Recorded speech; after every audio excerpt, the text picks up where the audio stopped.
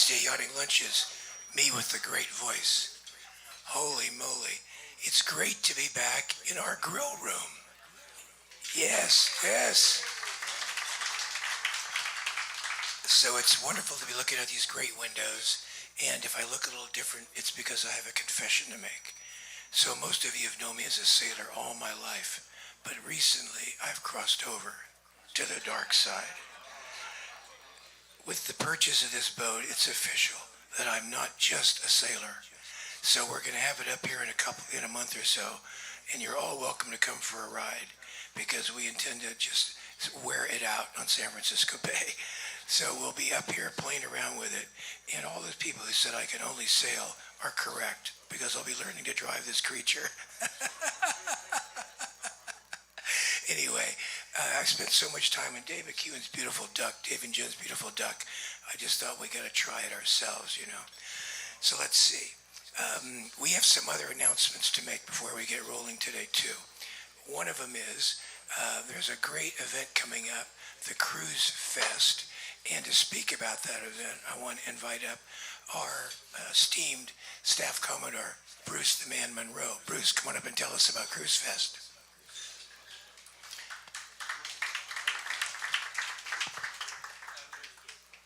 Perfect. Well, let me add my wonderful thoughts about resuming live Wednesday outing lunches with Ron Young. It's great to be back, and it's great to see so many people back here. Our regular table over here is full to the brim, and I see Mark and Noel back there. Guys, management, this is the way to do it. Keep it up. So, with that, I want to announce the Cruiser Group and the Yacht Club is having a new special event tomorrow on the docks. They call it an open house party, but I call it an open dock party. It's there will be member boats there, all festooned on their best appearance, and they will be available for boarding. Ron, too bad you don't have your boat out there yet for this event. It would be great, but there will be wine, food, and boats all provided by members. No cost for this event. It is from 5 to 7 p.m. tomorrow on the docks, and there will be wine, Northern Italian wines poured by Prestige Wine Importers. And this is a Linda Cahill production. She got the wine, so you know it's going to be good. Anything Linda does is done well. There will be food, drinks, and as a lot of camaraderie, a great opportunity to socialize with your fellow yacht members. You don't have to have a boat, of course, and it's members only, but you can bring a guest, but not for non-members. It's a great event, and I encourage everybody to attend. We will be there with our boat, Princess. Okay, Brad. Thanks, Bruce. I want to also acknowledge in our crowd today, Staff Commodore Terry Klaus. Terry, thanks for coming to be with us again. Terry was a very significant Commodore back in 2004, created several traditions in our yacht club, including the Big Sail. He was the Commodore when we founded the Big Sail and had the insight to see this great event. And also, we wrote the mission statement during Terry's term. He asked me as chairman of Long Range Planning to write it, and it had everything to do with camaraderie, which we are celebrating here in this room today. So now, many of us, how many people saw the movie Master and Commander? And we all loved it. I know we did.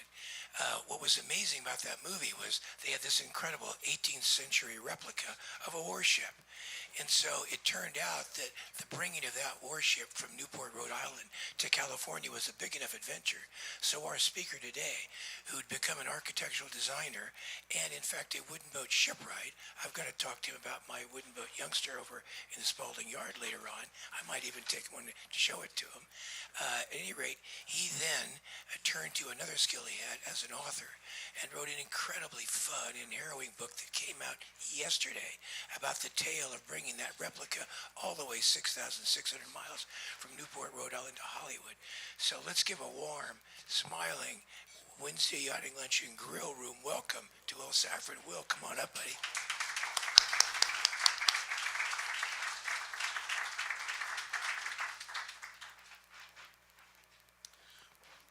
Well, first I want to say thank you. It's such a privilege to be here at St. Francis. I've always looked at this club from afar, and I can't believe I'm here right now, so thank you. What I'm going to do is I'd like to just ask if everyone can hold any questions or comments till I'm done with the presentation. I'm going to make that all possible. It'll be easier if I can just get through without any interruption. So here we go.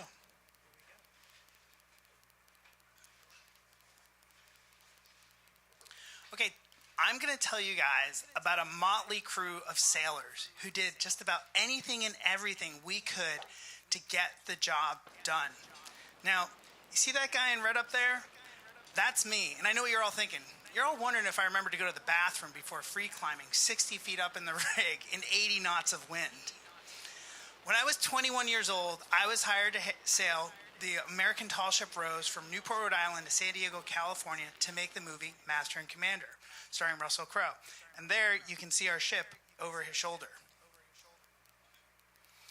Now, this was a pretty intense journey. We departed from Newport in January to sail through the North Atlantic to Puerto Rico, and that's a terrible time of year to leave Newport. We then continued on through the Caribbean Sea till reaching Panama. We transited the Panama Canal and then continued our journey north along the western seaboard of North America. This is a profile diagram of Rose. She was 180 feet length overall, 130 feet on deck. She had a 30-foot beam, a 15-foot draft, displaced 500 tons of water. She had 17 sails totaling 13,000 square feet of sail area, and the top of her mainmast was 130 feet above the water. So, what's it take to sail a ship like Rose? Well, first off, it takes a lot of muscle. The original Rose would have sailed with a crew of around 200 men. We did it with a crew of 30. And yeah, granted, we have electricity, plumbing, engines, but none of these modern amenities helped us with setting or trimming the sails. In order for us to pull this off, we needed great leadership.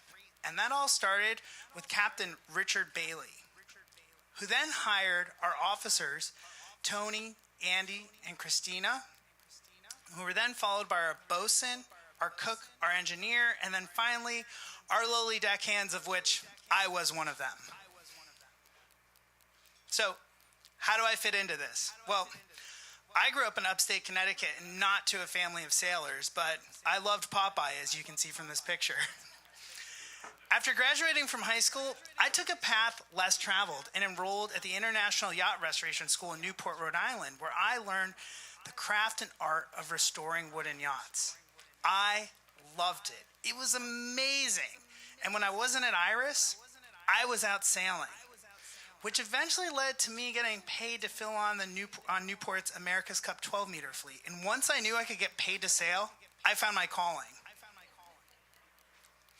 Okay, 2001 marked the 150th anniversary of the race that became known as the America's Cup, and I somehow landed a job on Ottawa, America's oldest 12-meter yacht, who had long since fallen from grace when Earl Macmillan formed a syndicate to restore Ottawa. You can see from these pictures that we had a lot of work to do in 1 year's time, but we pulled it off and got Ottawa completed in time to ship over to Europe so she could race in England, Italy, Monaco, and France. When I was 21 years old, that was my home. I lived on the French Riviera on that boat, and my life was awesome. But Like all good things, it had to come to an end when the season was over. And I returned back to Newport, homeless and jobless. Now, Newport, Rhode Island, for those that haven't been, is a Gilded Age summer retreat. This is where Jay Leno goes to hide out from the paparazzi these days and where Bob Dylan electrified folk. In the summer, the streets swell with tourists. But come winter, Newport is a barren wasteland. Now, me being 21 years old, I thought that the world revolved around me. I'd come back to Newport, there'd be some beautiful yacht with a mate's position waiting for me to sail down to the Caribbean, but that wasn't the case. All the spots were filled, there were no opportunities. So Casey, the captain of Manawa, sent me down to Rose to beg for work. All right, well, how did Rose come to be? Well, in 1969, historian John Millar, only 24 years old at the time, commissioned acclaimed shipbuilding yard Smith & Rowland of Lunenburg, Nova Scotia, to build a replica of the 1757 HMS Rose for the American bicentennial celebration. Rose was built for a mere $300,000, equivalent to about $2.4 million today. Despite the skepticism, Millar pulls it off, and Rose is delivered to Newport in time for the celebration. Here we see a picture of her docked in Newport's waterfront. And here we see a picture of Rose on a period postcard, but what happens after the bicentennial? Well, there's no plan. So she falls into a terrible state of disrepair and decay, and almost a decade goes by until Connecticut businessman K. Williams purchases Rose. Williams is the owner of the family-owned and operated Captain Cove Seaport, located in Bridgeport, Connecticut. Now, Williams gets Rose, puts together a crew, and hires Captain Richard Bailey, highlighted here in the bubble. And they rebuild the ship while she's floating in the water from the waterline up. It was an incredible project, but the community came together, and eventually Williams' goal was achieved when the Rose was certified as America's only Class A sailing school vessel in America. Rose then goes on to serve as an educational platform offering tall ship training opportunities to the general public until being acquired by 20th Century Fox. So, we'll bring it back to me back in Newport. Well, Rose was the antithesis of all my career ambitions, but I didn't have a choice. Casey told me to ask for Tony, and I don't know, I had these visions of a guy with beard covered in tar and tattoos and a raspy voice, you know, someone that looked like that guy, right? Instead, I meet a young Tom Cruise lookalike who is oddly normal and cool. After talking for a couple of minutes, he invites me down into the ship's interior, and we walk down 2 flights of steps onto the ship's gun deck. This is the first subdeck. It's kind of like the living room for the crew. This is where everyone eats, has their meals, and the tables that you see, that's where the cannons would be mounted. And we're talking, and Tony's asking me questions as we walk up forward, and he brings me up to this small hatch and takes me down to an even smaller compartment. And this is where he offers me a job. For 25 cents and all the salt water I can drink, I can sail to Hollywood to make a movie. Tom Rothman is one of the most accomplished men in Hollywood. At the time, he was the co-chairman of 20th Century Fox. Today, Rothman is the chairman and CEO of Sony Motion Picture Groups. He's responsible for movies such as Much Ado About Nothing, Titanic, Avatar, and Tom Rothman loves Patrick O'Brian books. So, who's Patrick O'Brian? Well, for starters, he's an English author who claimed to be from Ireland. O'Brien's best known for his 20-book Aubrey Maturin series framed around the friendship of Jack Aubrey and Stephen Maturin during the Napoleonic Wars. Well, Rothman read all the books, bought the rights to make the movie, and spent a decade trying to figure out how to do it. Enter acclaimed film director Peter Weir, who just recently won an honorary Oscar for his work in movies such as Witness, Dead Poet Society, and The Truman Show. Rothman pitched Weir the job 3 times until Weir accepted. With an agreement in place, Weir set off to go find the starship of his movie, and he went to Lunenburg, Nova Scotia to find the Rose, the ship that O'Brien himself said was much like the surprise featured in his novels. With his ship secured, Weir got to work writing his script.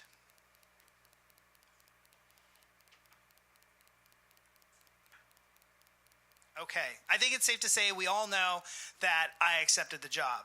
And I move on the first week of November, and the accommodations are pretty Spartan to say the least. But fortunately, I was able to persuade my best friend Jared to join the ship with me. I was a little too chicken to go it alone, to be honest. After moving on the ship, we soon motored the ship over to Newport Shipyard to begin a massive refit to prepare the ship for the journey. First item on the list was repowering the ship. You see these pretty cruddy old engines. So in order to do that, we had to chain lift the engines up out of the engine room. That meant hanging an I-beam from the gun deck. The engines were then wheeled forward and lifted up out of the cargo hatch using a crane. Days later, our new Caterpillar 3406 diesel engines arrive. These ponies are craned and loaded into the ship and set into the engine room. Now, while all this engine work's going on, I, as the ship's carpenter, am tasked with rebuilding the mast partners, which are the structural element where the mast penetrates the deck, and the mast partners prevent the mast from shaking the deck to pieces. Days later, Rose is towed over to the railway so she can be hauled out of the water, and so we can begin the massive amount of underbody work that needs to happen. Scaffolding is built up around the ship. Soon, grinders and caulking irons and mallets are out. New planks are going on. The work list kept growing, and everyone had to pitch in. But fortunately, our officers were aggressively recruiting new crew members, and that meant a melting pot of personalities in conflict. And don't get me wrong, my wife would tell you all that my personality is an acquired taste. So we had to learn, though, still to put our differences aside because we were all there for the same mission. Our job was to get the ship ready so that we could sail her to California. And don't get me wrong, it wasn't all that bad. I mean, here we've got Captain Richard Bailey washing his dog in the galley sink, and we've got our Christmas tree lashed to the ship's wheel. But after 2 months of hard work, we can see the fruition of all of our hard labor coming through. Here we see Rose ready to be launched and put back in the water. And soon she floats again. Now, to thank us for all of our hard work, the officers throw a themed costume farewell party. And we have a blast and drink way too much rum. But still lingering is, when are we going to leave? The weather router has said that there is no good weather window, and Fox is pressuring us to get the ship to the West Coast in time to begin production. Well, we departed from Newport on a cold, blustery January afternoon. Here, you see me and Jared having fun, smiling, saying goodbye or final farewell to Newport. Now, the crew was broken up into 3 watches. Each watch was led by an officer, then followed by an able-bodied seaman and 6 deckhands. Those not standing watch were the captain and his dog, our cook, the engineer, and our bosun, and then the Hollywood rep. The officers, not wanting to miss a minute, jumped right into conducting safety drills to prepare us to get through operating the ship through the evening. The next morning, hands are sent aloft as we prepare to set the square soles for the first time. All that time in the yard had conditioned us already how to work together. And within a few minutes, I understood all that was great about sailing a ship like Rose. So this being relatively calm compared to earlier today, shortly after we set all this canvas, this is actually the first time I've been able to kind of comfortably take the camera out on deck. I was drunk on tall ship sailing. This was incredible. This is still one of the best sunsets I've ever seen in my life. The next day, we crossed the equator. We shed all of our foul weather gear and celebrate as we relax in this calm, tranquil ocean. Oh, sorry. No. Not the equator. The Gulf Stream. Sorry. Volume. Well, we were a little naive to be so relaxed. This is the Beaufort Wind Scale, a universal gauge that relates wind speed to observed conditions on sea or at land. The forces range from 0 through 12, 12 being classified as 64 plus knots or hurricane conditions. This is a wind barb chart showing a universal representation of wind speed and direction. And you can see that I've highlighted the 75 knot barb. This is a NOAA weather chart from January 14th, 2002, and you can see where I've highlighted the 75 knot barb, exactly where our ship is located. This is what hurricane conditions look like on a ship like Rose. Yep, you see that guy in red? That's me again, after having just inspected our forepeak because we were afraid we were going to sink. We were taking on so much water that the pumps were having a hard time keeping up. But I was 21 and naive and having a blast, other than the occasional hand grab. But I can't say that for all of my shipmates. Not everybody had fun. Now, in this shot, our ship does a 60-degree roll.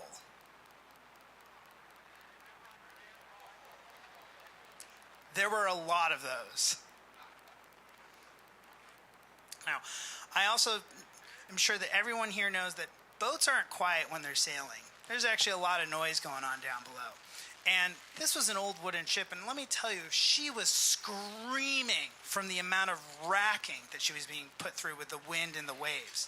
Here, we've got Scott explaining to the camera why the lights are out behind him, because electrical fires started to happen. At this point, the crew is forbidden from sleeping below decks. All of our abandoned ship gear was prepared, and everybody was mostly hanging out up on deck. As the day goes on, the weather conditions continue to deteriorate. The seas start to build to 20 to 30 feet. Now, where you're seeing this footage is 20 feet above the waterline on the quarterdeck. Now, sailing a ship like Rose, it's not like a yacht. You're out there out in the elements. There's no autopilot. There's no dodger. You just have to stand out and take it on deck. And steering the ship was terrible. We had two helmsmen on the wheel at all times, and sometimes an officer had to jump in. Here we've got Captain Bailey wedged on the port quarter, and you can see how much rolling the ship is doing. But as the day goes on, we acclimate, right? We're sailors. We tell jokes. Everyone smiles and laughs. We're having a good time.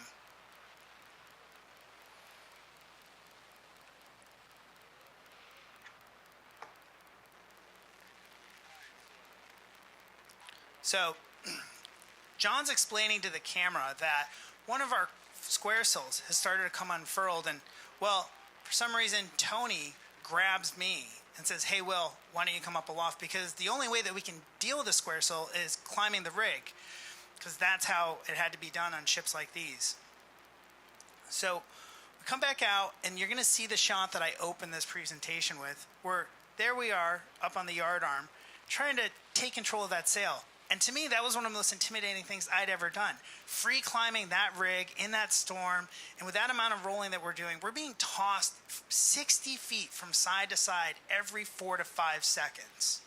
And then the whole plan is, what are we supposed to do? We're supposed to jump on the sail and punch it like we're trying to wrangle some sort of greased pig. Now, there's going to be a break in the break has already happened in footage because John peeled off the cover of his camera after a squall line had moved through. And so you don't get to see us wrangle the sail, unfortunately. But after doing that, we tie the gaskets around, which are sail ties, and Tony tells me to go back to deck, and he didn't need to tell me twice. Now, climbing aloft was actually not that bad. I mean, it's, you're looking up at least, but descending the rig in this kind of weather is terrible because you're hanging out overboard of the ship and you're having to look down at the frothy water. And every time Rose fell off a wave, it felt like we were hitting a brick wall and the entire rig would shake and rattle. Here, we've got Tony coming down a few minutes later. And for him, it's easy. I was winded. But this guy, look at him. It looks like he's taking a walk through a park. I mean, what a hero. Honestly, I would follow this man to hell. We get through the storm, but that's not the case for everyone. Here we see Rose's sister ship, HMS Bounty, sinking in Hurricane Sandy in 2012. Of her 16-member crew, 2 died. 1 crew member died, and her captain was lost at sea.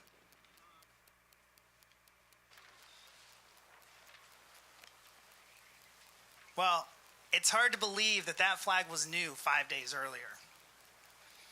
And let alone that we were in such a dire situation 24 hours prior. The interior of our ship is destroyed. It looks worse than my daughter's bedroom on a Saturday morning. And all of our toilet paper is soaked. Well, after some minor sail repairs, we set our square sails again, and we start charging south towards our destination. Days before, this would have seemed like a good amount of wind to me, but now it's just enough to fill our sails.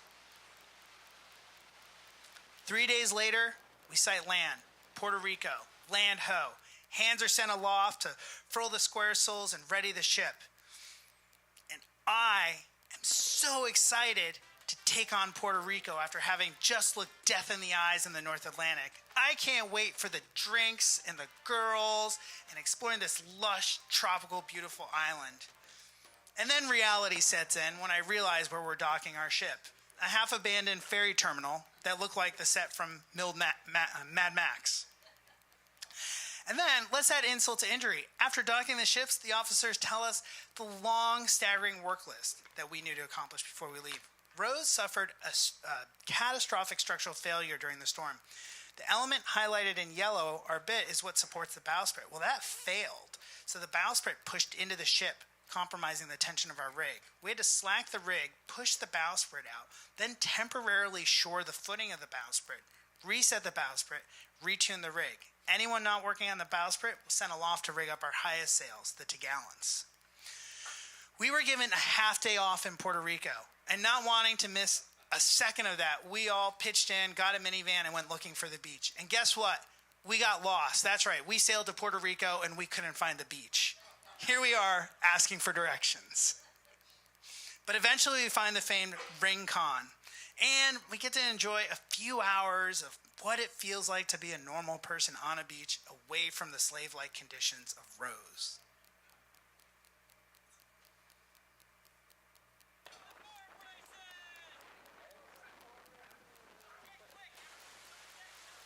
We are now a conditioned crew.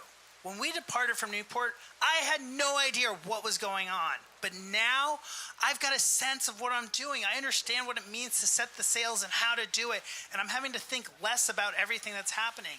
So I can sit back and relax a little bit. And everyone in this room knows that that is when everything goes completely wrong. It was about an hour before sunset, and I heard a giant explosion. And all of a sudden, there was a call for all hands up on deck. And I run up and I see the last thing any sailor wants to see. We were dismasted in the middle of the Caribbean Sea. Now, a ship like Rose has 3 masts, a fore, a main, and a mizzen. And each mast is made up of sections. So the fore and the main have 3 sections, the lower, the top, and the topgallant. Well, the main topgallant mast exploded, causing the sail to fall forward with the yard, and that caused the fore topgallant yard to snap in half. What also happened was we compromised our main topmast because of that explosion. The top of that was damaged. So you would think that we should strike sail and decrease loads after something like this happened. But no, if we had struck our topsail, we were afraid that the entire rig actually was going to go over. So I'm up on deck for 30 seconds, and guess what? Tony grabs me again and says, "Hey, Will, go up the mainmast and help Andy and Christina." And so you can see me right up there wondering why I'm standing at the top of our broken mast. Here we can see a shot of Tony and our bosun working on the fore topgallant yard, trying to figure out what they're going to do with that mess. Captain Bailey grabs the wheel. It's the only time he ever steered the ship in the entire journey. Now, it's only the officers and myself aloft. The rest of the crew is down on deck on standby waiting for us to give them orders. This is a shot from my perspective looking down. We can see me looking at the second mate, and you can see the fallen spar hanging over the sail. And this is a silhouette shot of Tony cutting away the topgallant on the foremast. Eventually, everyone gets a chance to go aloft. Everybody gets to pitch in, and we work through the night trying to stabilize our rig so we can make it through to the next morning.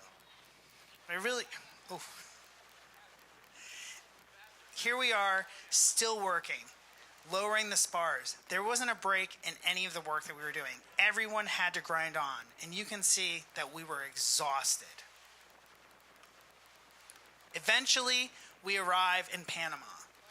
The Port Atlantic City to the canal is Cologne on the Atlantic side. Fortunately, the owner of our boat has a really big pocketbook. So we were able to call in a favor from a massive crane to help us with the continued downrigging of the ship. Now, we're tired. We've been dismasted. We've been working relentlessly. The heat index is 125 degrees.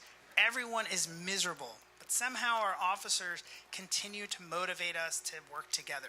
But there was a lot of grumbling on board. There was talk about people leaving the ship. And here we see some smiles, I think mostly fake. Since departing from Newport, we'd only been given a half day off in Puerto Rico. In Panama, we were given 3 hours. I'll tell you, after the first hour, I was ready to leave. So the Panama Canal, for those that don't know, is an artificial 51-mile waterway located at the Isthmus of Panama, connecting the Atlantic Ocean to the Pacific Ocean, dividing North and South America. Fortunately, we were given an evening slot. I welcomed the reprieve from the heat and the humidity. Going through the canal means ascending 3 locks that then bring you into the center man-made lake, Lake Gatun. You then transit the lake and then go back through 3 descending locks, which will bring you out into the Pacific. The entire process took us just under 8 hours. Once in the Pacific, we motored out and anchored at the Panamanian island of Tobago in the Pacific. Now look at that shot. That's what I wake up to in the morning. What a beautiful scene and setting. And to thank us for all of our work, we get a half day off in Tobago. I was grateful because I got to stand the first watch, which meant I was free for the rest of the day. And as soon as possible, I hopped into a dinghy and went to shore. Now, some of my shipmates, they hung out on the beach. Other people went to the bar. I decided to go hike to the top of the island and see what I could see with the view and take some great pictures. But eventually, we all ended up at the same hotel bar that had very cheap pina coladas. The next morning, we depart for Mexico. And Captain Bailey sends 2 deckhands in our dinghy to film this incredible footage of our dismasted frigate sailing. I am certain this is the only authentic footage of a dismasted frigate under sail. Well, where the Atlantic brought destruction, the Pacific brought boredom, at least for the deckhands. I mean, it was a constant challenge for the officers. What's that saying? Idleness is the devil's workshop. Idle hands are the devil's workshop. And the officers didn't want to risk that. So they set us to work scraping, tallowing spars, tarring. And it wasn't just us that they had to deal with. It was the sinking crew morale. Then, adding to the officers' plate, they had to deal with the threat of the famed Tehuantepec winds that come down through Chivas Pass. Then, after that, there's threats of pirates. So we have this run-in with this Mexican Navy boat, which is an old World War II Auk-class vessel. And we actually seriously talk about arming our cannons with screws and nails.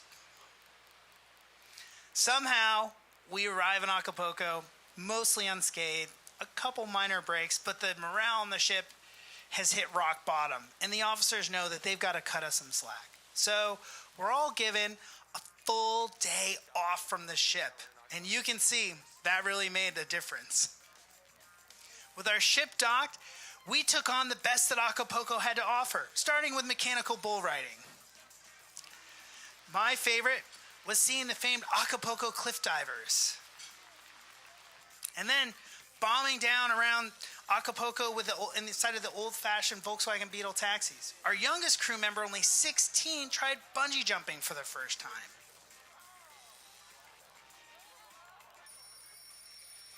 This is where it all came together for us. We had done all the hard work, but everyone just needed to kind of come together and have a lot of rum and celebrate how far we had gotten. Our journey continues on for 2,000 more miles, and we see water spouts. But it's not just one water spout we see. In this photo, we actually have 3 water spouts in a row. The morale on the ship has eased. Everyone smiles more. We're having more fun. But our ship continues to deteriorate and break. but we see dolphins and even get a little time to read books. We even played a prank on Captain Bailey with a fake fish. But eventually we arrive in San Diego. And like departing Newport, it was a cold, gray day. The mood on the ship is mixed. Some of our crew members are happy that we've accomplished our mission, and others are sad because the chemistry we've built will fall apart. And our ship now is too broken to sail. Collaboration is the process of two or more people working together to complete a task or achieve a goal.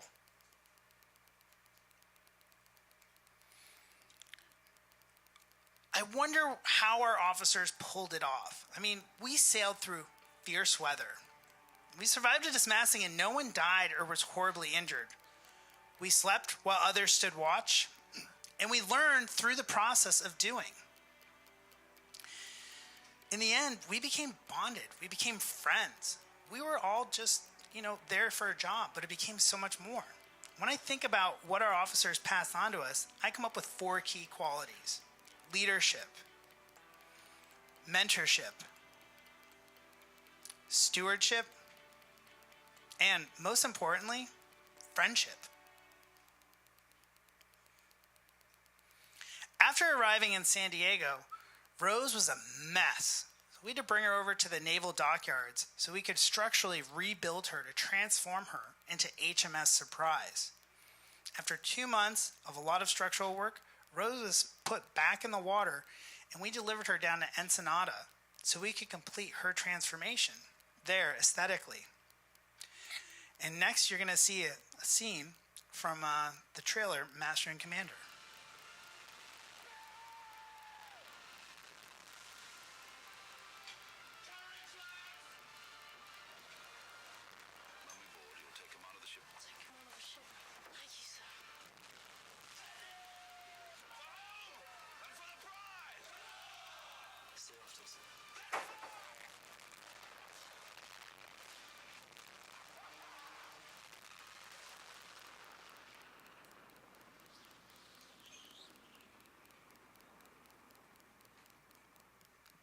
Now, I wrote this book because when I was a kid, I was inspired by some great books by authors like John Krakauer, wrote Into Thin Air, Sebastian Junger wrote The Perfect Storm.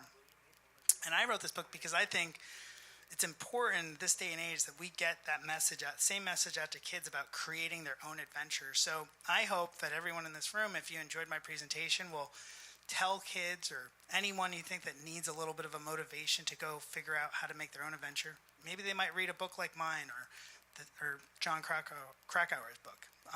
This concludes my presentation, and thank you again for having me.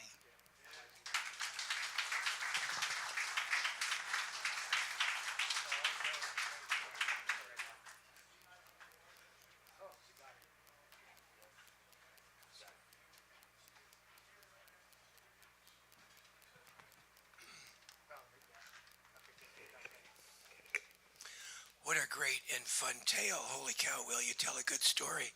And what a fun life to be, spending it in. Let's see, a few other questions. First of all, pardon my voice, everybody, but this is better than it was yesterday. And if there's any reason why I am here today, it's because of my unbelievably adorable fiancée. Christine, thank you so much, sweetie, for nursing me all night long so I could be here today. Let's see. I want everybody to know that 2 weeks from now, our speaker will be none other than Russell Coots. If you don't remember, Russell won the America's Cup 5 times. That's a record. And as a skipper, his record is 3 cups to 0. He's never lost a cup as a skipper. And his racing record at the helm is 14-0. He's never lost a race at the helm in the AC. The other 2 that he won were as CEO of the syndicate. And then in May 24th, we will have our own Dave McEwen here to talk about the new St. Francis-sponsored Coastal Series, California Coastal Race Week. Dave, we're looking forward to your talk. And then on June 7, Gary Jobson, the none other than Gary Jobson, Gary, you may recognize as perhaps the most renowned ambassador for sailing the world knows right now. Gary won the Cup in '77 as tactician for Ted Turner, was president of U.S. Sailing, and has been a great friend to many of us for decades and decades. He'll be here to talk all about the state of sailing worldwide. Also, I want everybody to understand that not only has Will written a great book, but he'll sign them for you. Imagine that. And so come up afterwards. How much coin do we give away for getting one of these books here, Will? 28 US. Okay, good deal. So let's see, Will.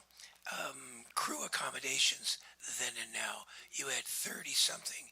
They used to have 200. How did you sleep this time? Did you have your own berth? Did you hot bunk? And what about then?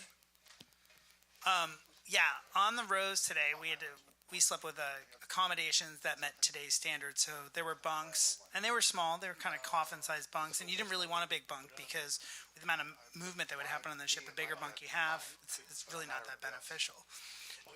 Crew back in the day, they were allotted 16 inches of width and 6 feet of length. Now we're talking about 200 men, so that's where the crew slept in hammocks because it was the only way that you were going to be able to fit that many crew members onto the ship and able to sleep. And then also there would have been the division of watch intentionally, where instead of doing a 3-watch system, they would have maybe preferably done a 2-watch system, because that way you had less men sleeping at the same time down below on deck.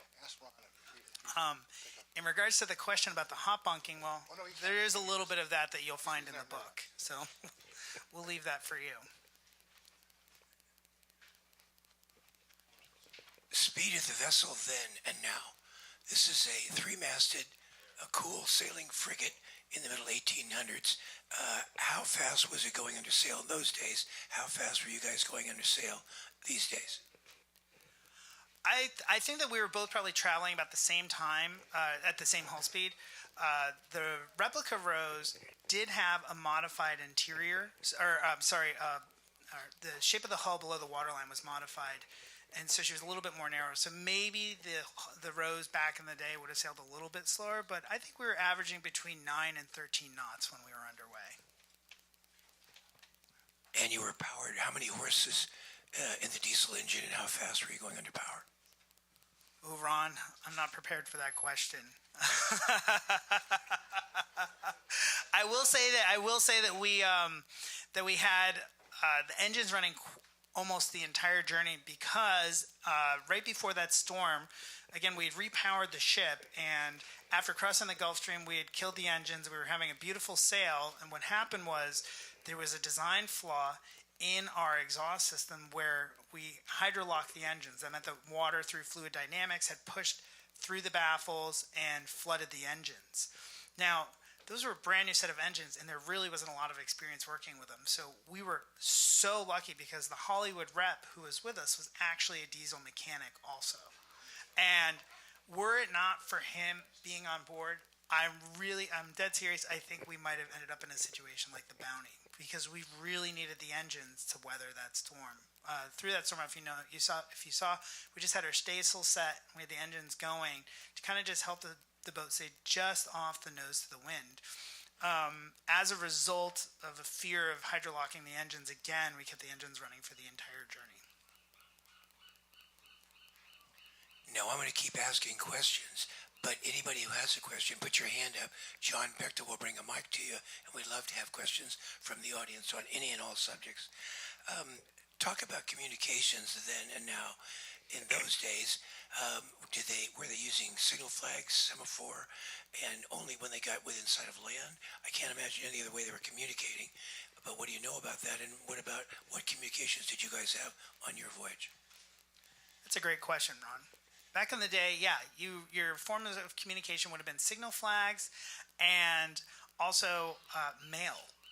because that was really the best way. So there might have been you might have produced a letter in duplicate or 3 times, and then if you had an interaction with another vessel somewhere out in the middle of the world, you would have handed one version of that letter off and then another to another version in hopes that one of those letters actually got to where they were supposed to go.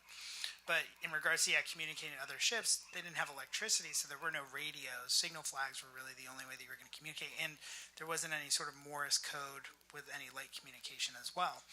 For us, fortunately, we did have modern amenities. We had a satellite phone on board, we had a radio, and there was constant communication with the shore crew as we were making the journey. An email was sent out on a daily basis with an update about our conditions, which after that storm and definitely the dismasting upset a lot of families. I got a few internal family emails forwarded to me when I was doing the research of the book, and let's just say a lot of bottles of vodka got drank by a lot of moms late at night. Looking out at our audience and seeing the young couple, Keith and Linda Turner, brings me to the next question. Talk to us about romance shipboard. Well, I guess I'll give it up a little bit, but there's men and women on a boat, and when you're living in a situation like that, there wasn't the women's quarters or the men's quarters. We all lived together, and that required decency too. And I mean, living together means everyone's getting changed in the same space. The only thing you weren't sharing were the heads. There was a women's head and a men's head. And eventually things are going to happen, and romances will spark, and it'll work out for some people and not for others. I'm going to go ahead and give you a little bit of the story, but I got lucky, and boy, I'll tell you, probably one of the lowest lines of my life was there was this girl who was on the ship who I had known from the year before, and she was a French girl, and her bunk got soaked in the storm. I mean, just sopping wet. And I said to her, I looked at the bunk, and I know I'm not the kind of person that would have done. I guess now I would. And I said to her, boy, that's a shame that your bunk is so wet. And you know what? We are on different watches. And that means, you could share my bunk with me, but you'd only have to share it for 4 hours of the day. What do you think? And she looked at me and said yes. And that was a big surprise to me, but I can't believe it was that easy and that it worked. And that did not prompt a question from the audience. So, did you have radio communication? What were you using to communicate ashore? Were you using ship-to-shore radio? Did you have telephones, sat, nav, whatever? Yeah, for communication, because we went so far offshore, we had satellite phones, and that was being used constantly.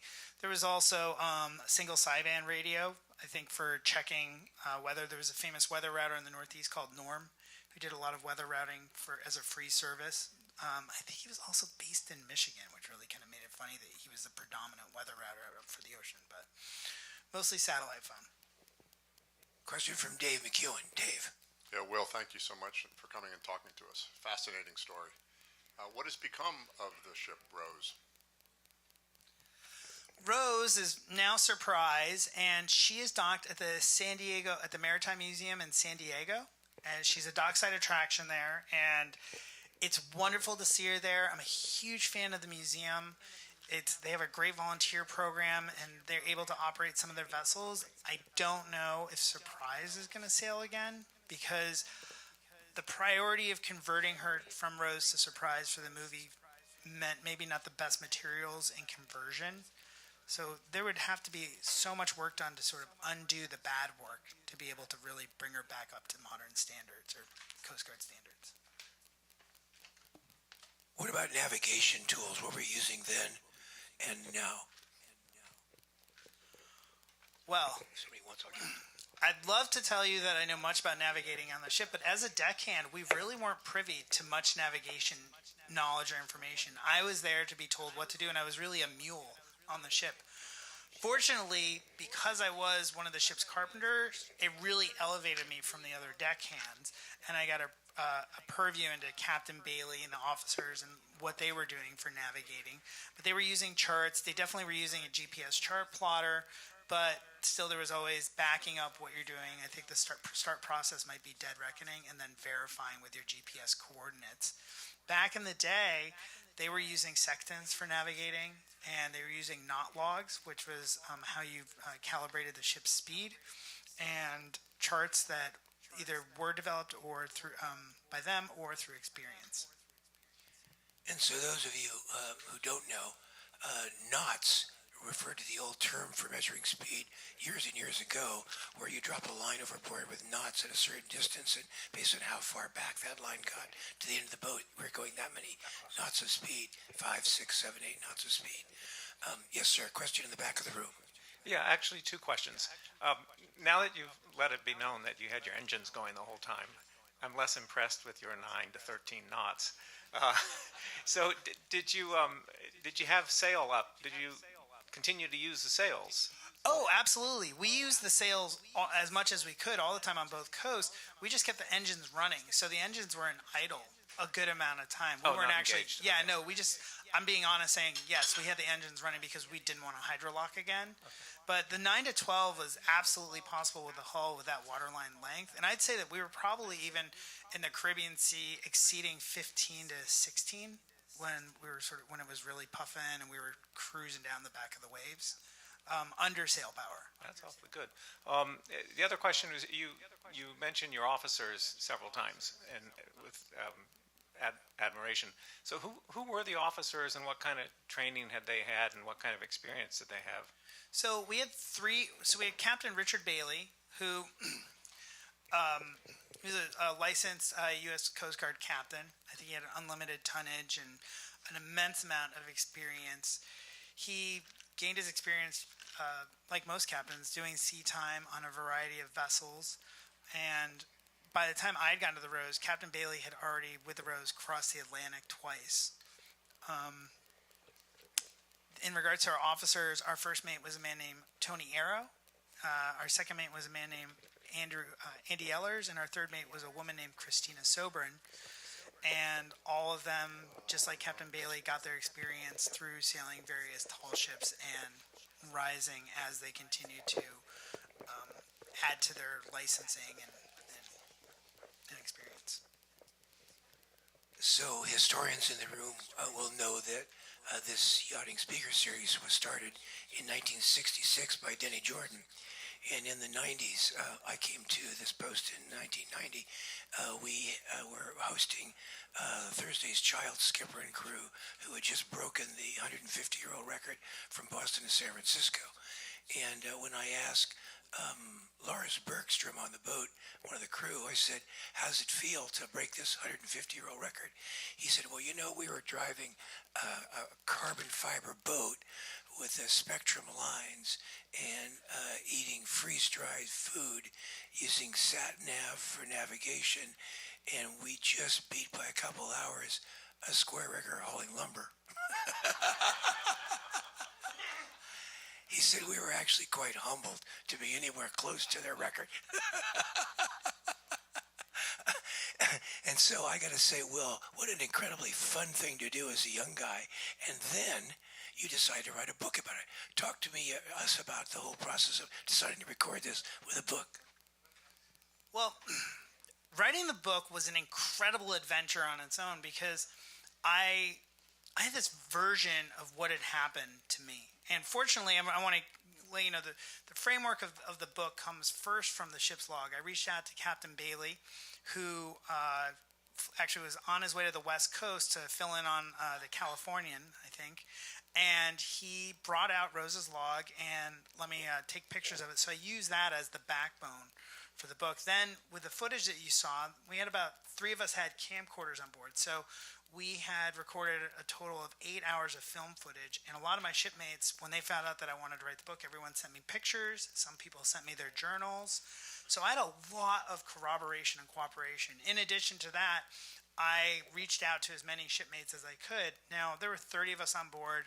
I think I only got in touch with 20 or 21.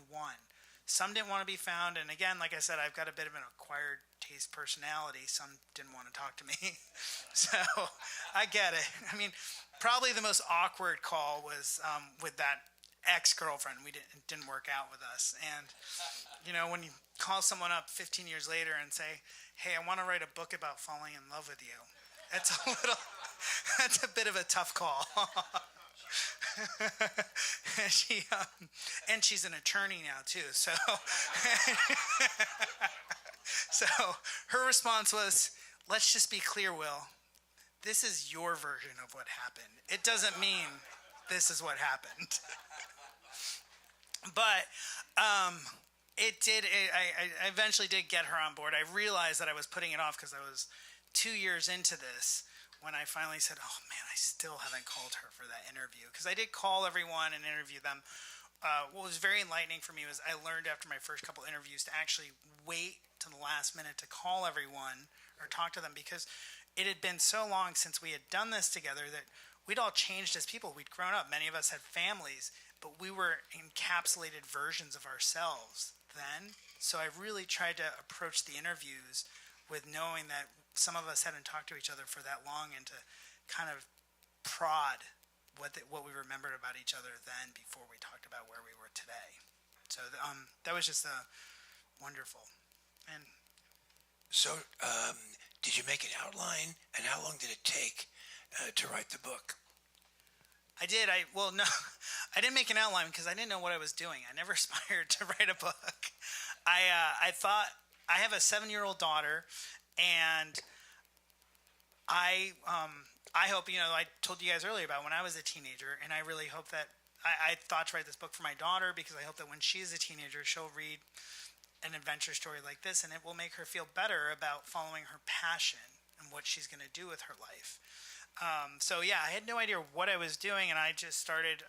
If anything, I'd say the ship's logbook was probably my outline, and I had to do everything backwards because after working on the book for 2 years, I started pitching the book to literary agents, and in order to do that, you need a book proposal, which is like an incredible business plan. And so that's where then I had to create the outline. So I did things a little bit backwards than probably most authors would today. And I can assure you the next book already has an outline underway. So what was your process? Would you get up in the morning and write from 9 until noon? Or when did you set time aside to be writing? Well, for me, the best time to write is my daughter goes to bed at 8 o'clock. I have a vodka martini or two. And then when my wife goes to bed, I'd start writing. And I'd work probably till about midnight or 2 in the morning every night. And then if I could, in the morning, before taking her to school, I'd get 15 minutes in here or there. But I'm not a big sleeper, so that schedule worked really well for me and helped me maintain my day job.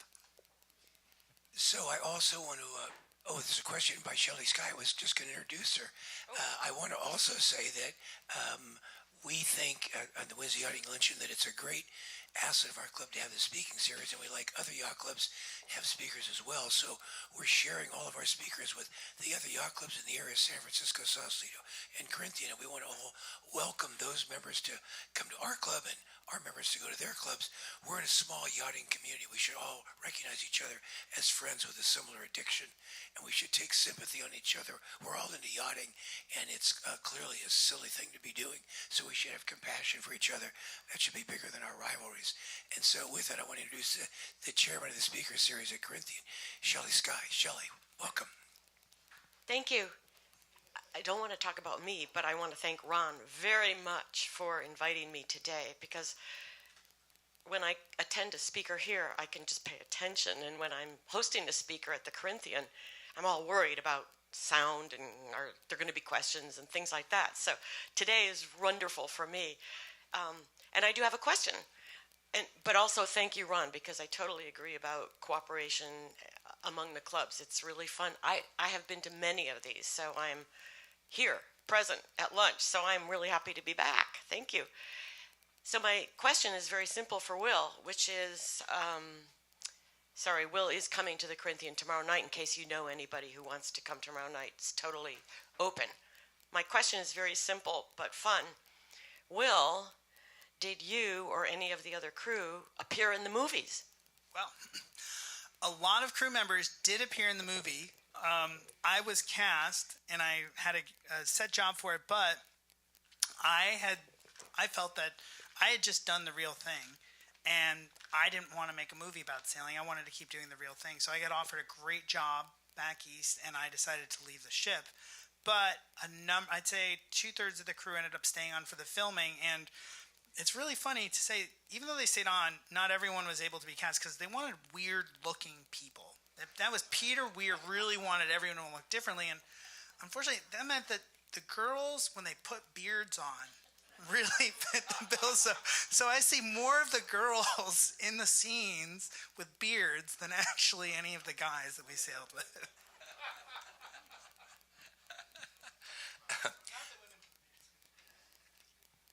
So let's see, as a closing, I want to remind everybody that on May 3rd, Russell Coots, Sir Russell Coots, actually, as you know, he's Commander, Order of the British Empire. And then 24th, our Dave McEwen, not yet a Sir. And then Gary Jobson on June the 7th will be here. Now, Will, I want to buy a book, so I just can buy a book and you can write some phony things at the front of it about meeting me and all that sort of stuff, right? Everybody else is welcome to come up and buy a book as well. And let's say thank you to our guest, Will Sofrin. Thank you so much, buddy. Much fun. Terrific. Great talk. Perfect. And with that, we adjourn a Wednesday yachting luncheon. Great talk.